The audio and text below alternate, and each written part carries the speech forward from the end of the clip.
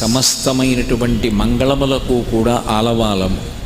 అందుకే అమరకోశం శివ అన్న పదాన్ని వ్యాఖ్యానం చేస్తూ మంగళము, శోభనము, కళ్యాణము, భద్రము, శుభము వీటన్నింటికీ పర్యాయపదంగా శివుణ్ణి చెప్పింది. అందుకే నాకు శివుడు అక్కర్లేదు అంటే నాకు శుభములు అక్కర్లేదు అని చెప్పినట్లు గుర్తు. అందుకే లోకంలో శివారాధన చెయ్యనటువంటి వారు ఎవ్వరూ ఉండరు. శివుడు సర్వమంగళప్రదుడు. అటువంటి శివుడు అనేకమైనటువంటి రూపాలతో కనపడుతుంటాడు. ఉన్నది ఆయన ఒక్కడే. ఆ ఒక్కడే అయినటువంటి పరమశివుడే అనేకమైన రూపాలతో కనపడతాడు. మీరు శివతత్వంలో ఒక విషయాన్ని గమనించి ఉంటారు.